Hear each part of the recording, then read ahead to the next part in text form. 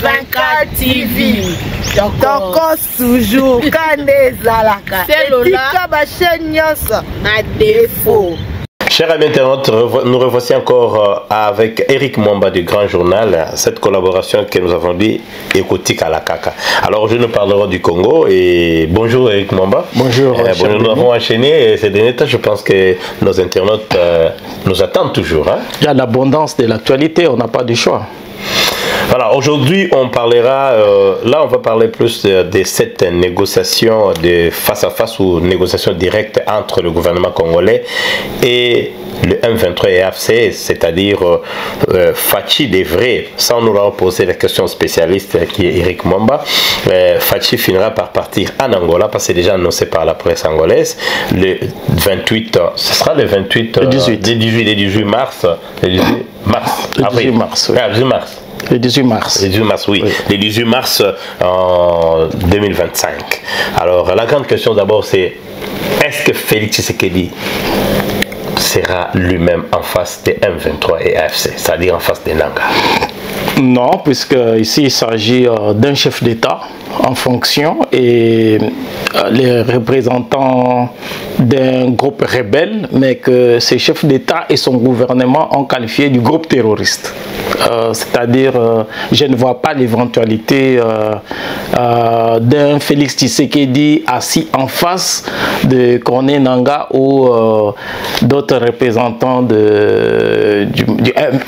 M23 AFC. Je ne vois pas cette éventualité-là. Ce sont des délégations du gouvernement, puisque n'oublions pas que Félix Tshisekedi est le chef de l'exécutif. En RDC, il y a un gouvernement qui est dirigé par Judith Suminwa. Certainement qu'il y aura les négociateurs du côté congolais et les négociateurs du côté M23 que d'aucuns considèrent comme étant le paravent du Rwanda. Mais qu'est-ce qui a finalement changé? Parce que tout au début, on disait que je ne négocie pas, je ne serai pas en face d'eux. Le président avait martelé, évidemment après ses soins en Europe. Il a dit, la première interview qu'il avait accordée à notre confrère de Top Congo, il a dit jamais je négocierai. Mais qu'est-ce qui a finalement changé? Ça, c'est le propre de la politique. Hein. C'est dans ces genres de circonstances qu'on parle du dynamisme de la politique. Donc on dit la politique est dynamique. C'est dans ces genres de circonstances, puisque en relations internationales, en diplomatie, on dit, il y a un principe que même tous les étudiants connaissent, on dit talk and fight, c'est-à-dire même pendant les négociations, pendant les conflits, vous négociez, il y a la diplomatie, il y a l'action militaire sur le terrain, il y a la communication, c'est-à-dire vous vous battez et vous négociez. Dans le cas d'espèce, le cas de la République démocratique du Congo, nous avons tous assisté à la débâcle de l'armée, des forces armées congolaises, les FARDC, qui n'ont pas résisté face à la force de feu, à la puissance de feu. Encore faudrait-il qu'il y ait une force de puissance de feu ait eu lieu, puisqu'on a vu par exemple dans le cas de Bukavu, il n'y a pas eu de combat. Il y a eu certains territoires où il n'y a pas eu de combat. Donc les forces armées congolaises ont capitulé et le mouvement, le M23 et les autres, bon, pour ne pas dire selon le narratif aujourd'hui consacré au niveau même de la terminologie, au niveau du narratif international, on a plus parlé de l'armée rwandaise, puisque même les Nations Unies ont reconnu que l'armée rwandaise avait de troupes sur le terrain. C'est-à-dire, l'armée rwandaise et les M23 avaient la supériorité militaire sur le terrain. Donc c'est ce qui a changé. C'est-à-dire, vous ne pouvez pas persister à ne pas négocier, à ne pas parler avec ces forces rebelles ou terroristes, c'est selon le cas. Pourquoi? Parce que plus vous refusez de parler, plus ils prennent les territoires. Quand ils prennent les territoires, ils prennent davantage sur vous.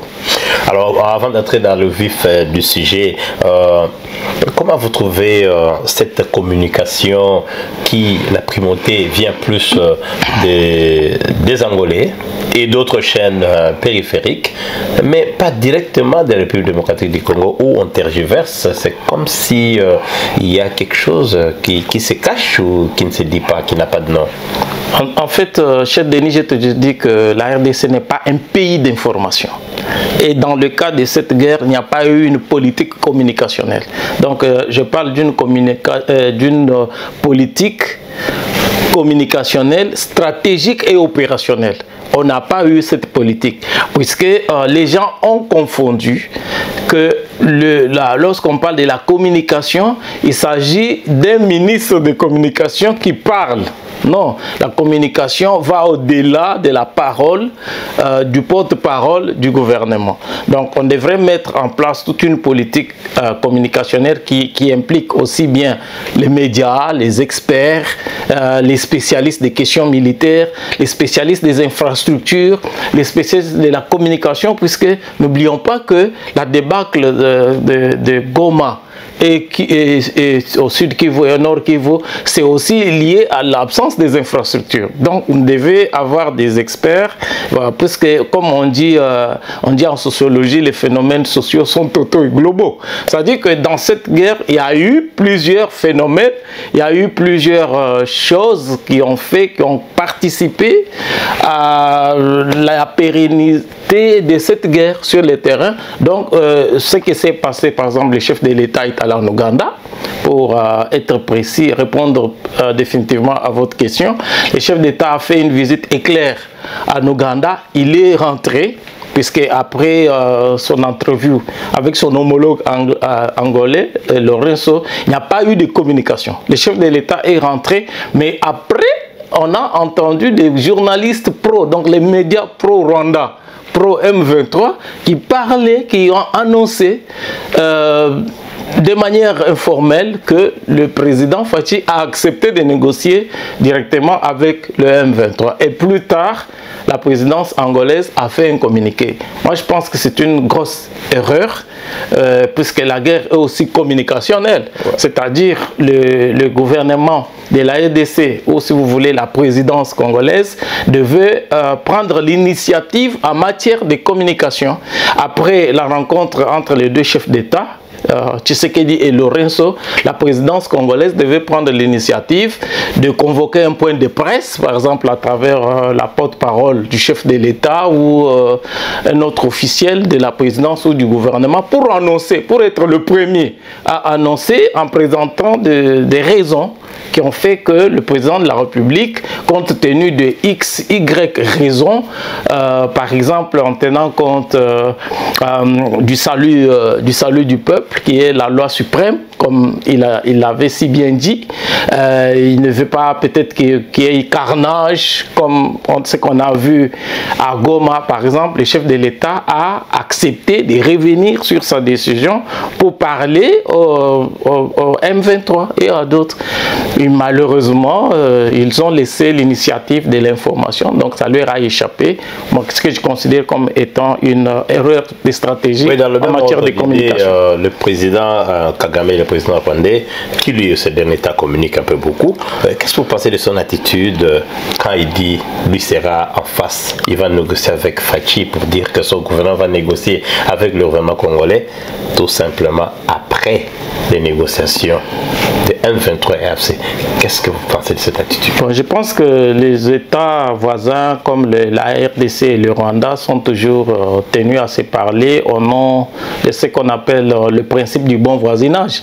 Mais dans le cas d'espèce, je pense que les conditions se sont tellement détériorées que si Kinshasa négocie avec le M23, l'éventualité pour les deux chefs d'État de négocier devient obsolète. Parce que je ne vois pas de quoi ils vont se parler, puisque là, ça devient un conflit entre Congolais. Congolo-Congolais, ouais. Comme on a coutume à le dire, et je ne vois pas pourquoi les deux chefs d'État devraient encore négocier, puisqu'ils vont négocier sur quoi? Puisqu'ils vont vider, dès que le M23 parlent avec le gouvernement de la RDC, ils vont vider tous les contentieux, puisque la question entre le Rwanda et la RDC est déjà réglée par la résolution 2773, qui demande du Conseil de sécurité de l'ONU, qui demande aux troupes rwandaises de se retirer, et qui demande même au M23 de se retirer.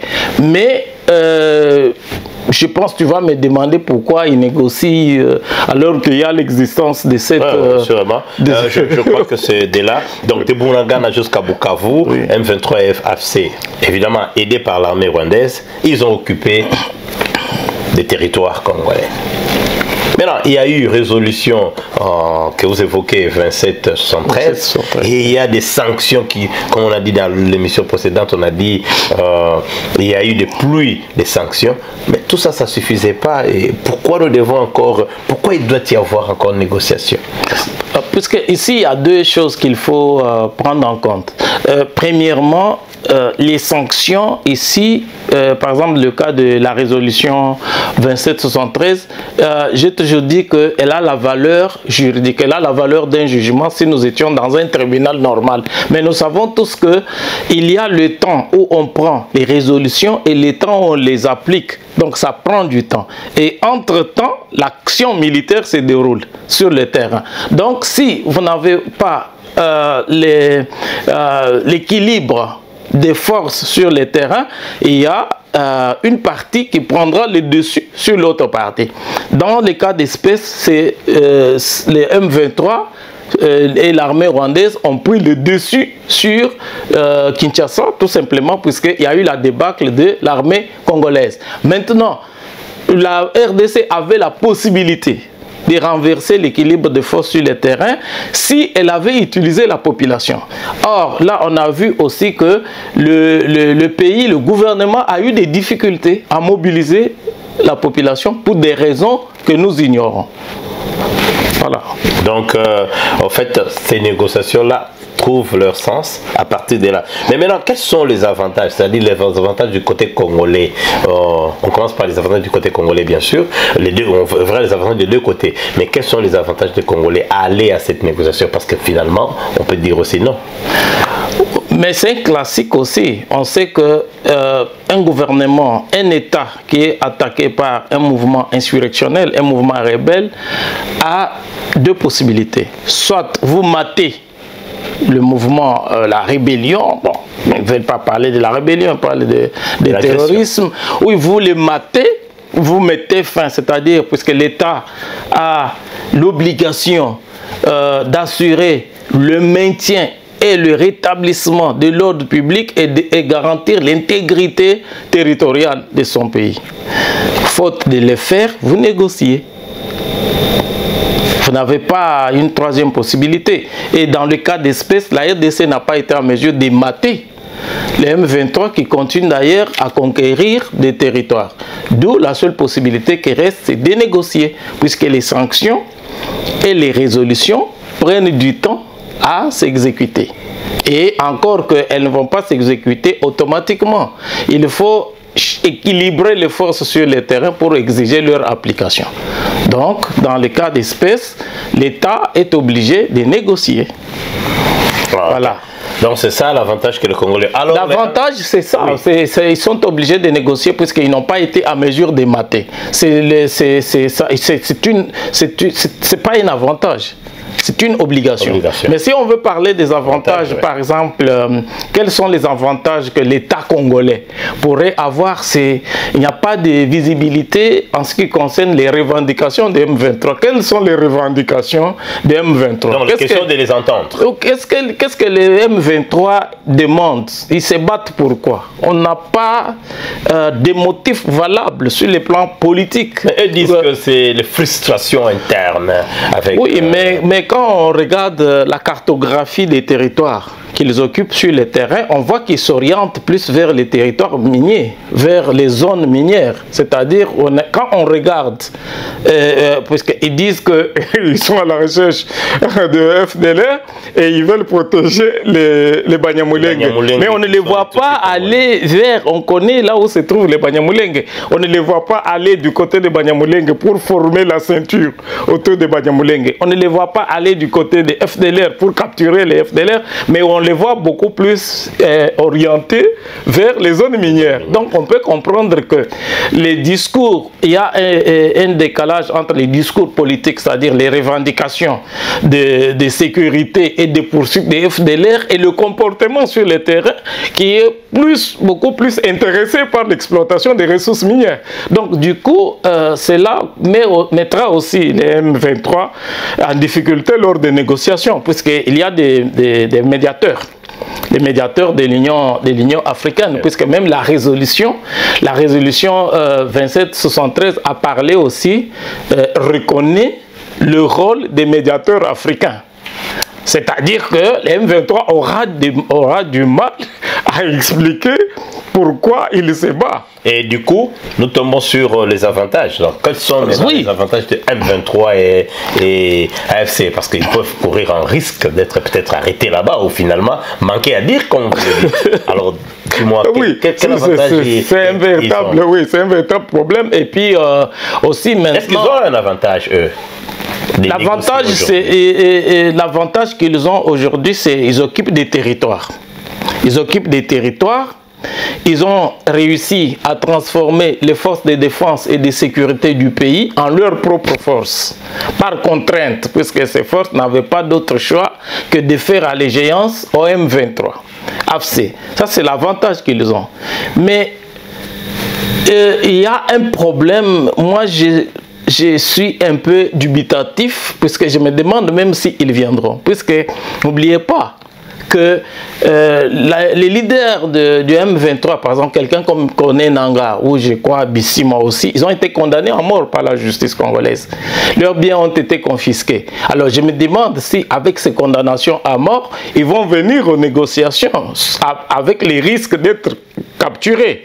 Par exemple, ils ne pourront pas exiger. Peut-être qu'avant de venir, il faut que la justice congolaise puisse lever. Est-ce que la justice congolaise a un mécanisme? À travers quel mécanisme? Quel principe judiciaire? Par exemple, ou juridique? Du gouvernement angolais, par exemple. Obtenir des garanties. Oui, c'est ça. C'est-à-dire que ça, on va le voir au niveau des négociateurs, mais ils pourront aussi poser ça comme condition.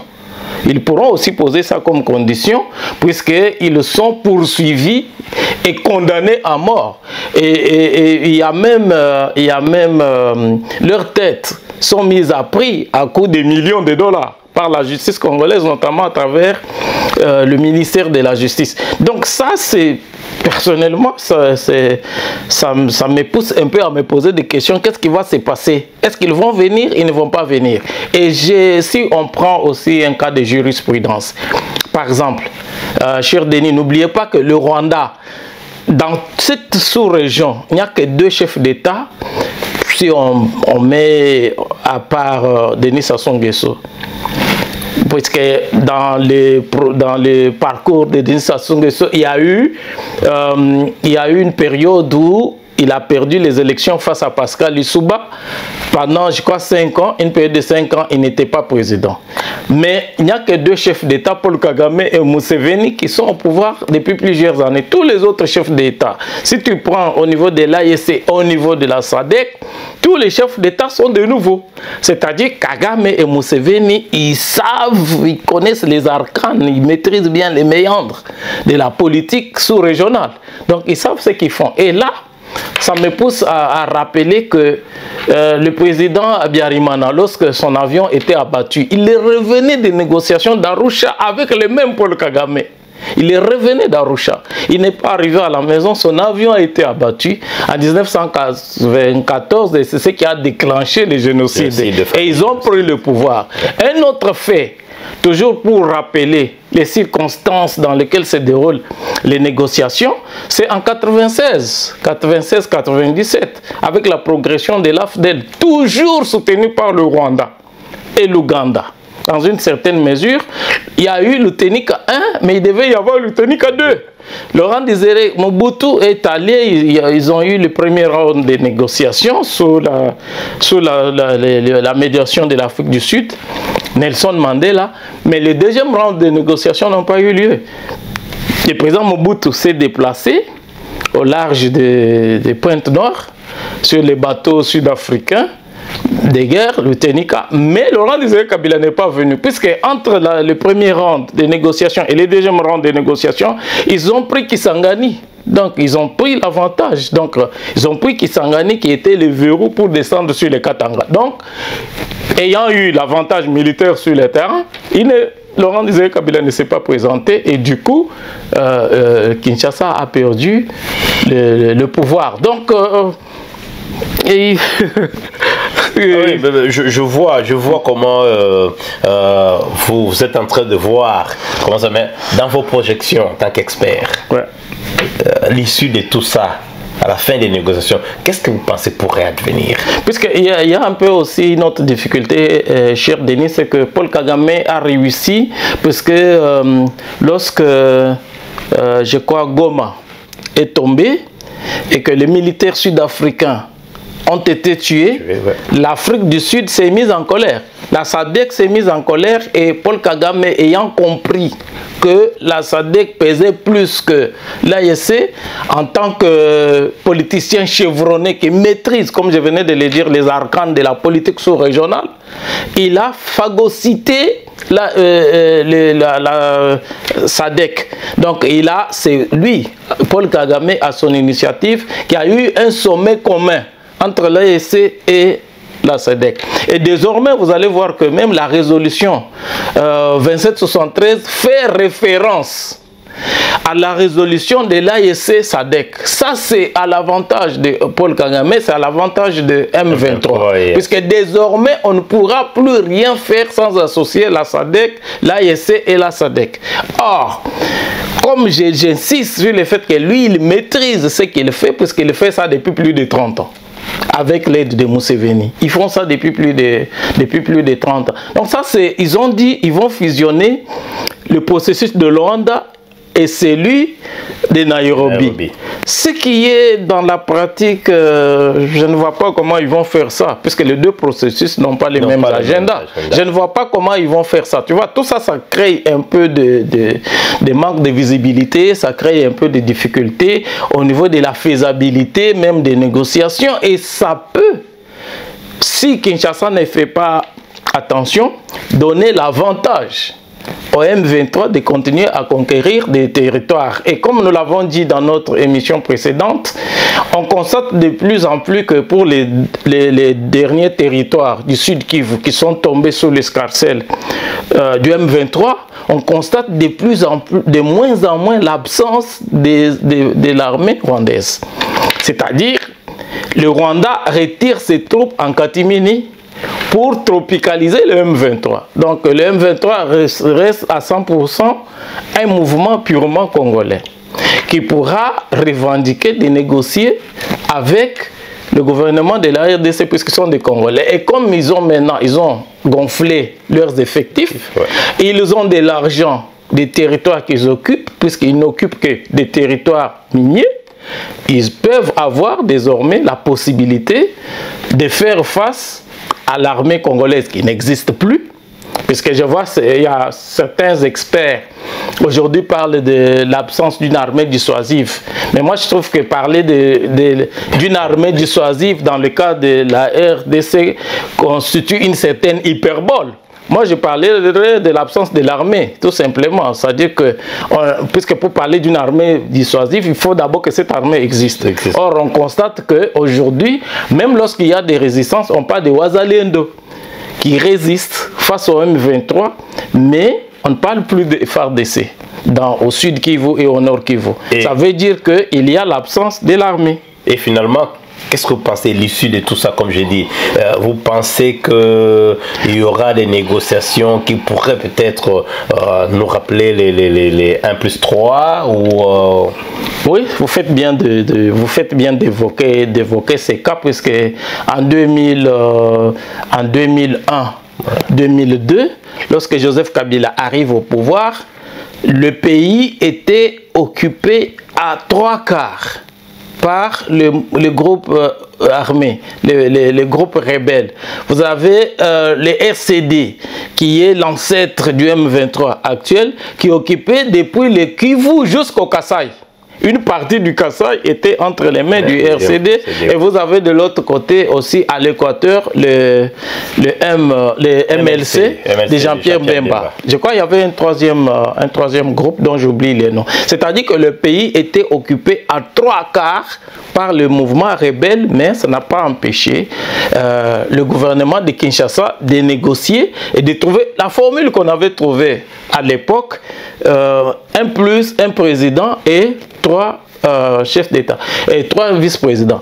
Aujourd'hui, nous sommes dans un processus électoral où, j'allais dire, un processus démocratique.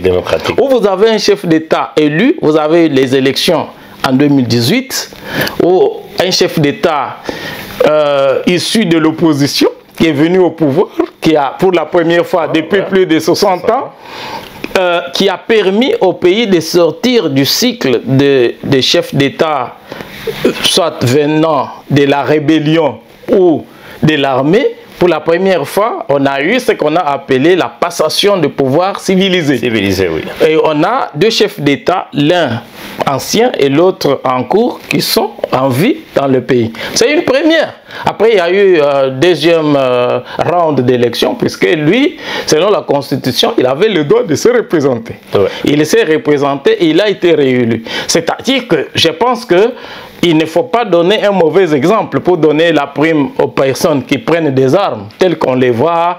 Kagame est venu au pouvoir, il a, à la suite d'un assassinat d'un chef d'État qui était là, il s'est imposé au pouvoir depuis plus de 30 ans. C'est d'ailleurs malvenu de sa part de critiquer les processus électoraux, les processus démocratiques de la RDC, lui qui s'impose au pouvoir par la force en muselant la presse, etc. Museveni est venu aussi au pouvoir à la suite des coups d'État, puisque même le Congo d'en face, Denis Sassou Nguesso avait mis fin au pouvoir démocratique qui était là dirigé par Pascal Lissouba.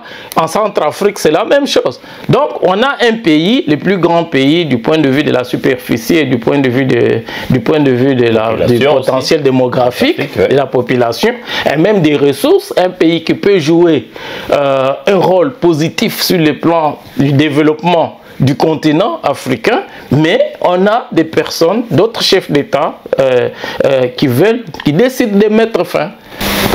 Et finalement, Eric Mwamba, nous sommes arrivés à un point où le Congo, cherchant des solutions, se retrouvait en face de Donald Trump pour dire que nous devons, certaines personnes ont dit brader, d'autres ont dit d'exploiter les minéraux congolais afin qu'ils aient la sécurité chez eux. Qu'est-ce que vous pouvez dire de tout ça? Parce que quelque part, c'est comme si Félix Tshisekedi est en train de chercher des solutions et en même temps il négocie.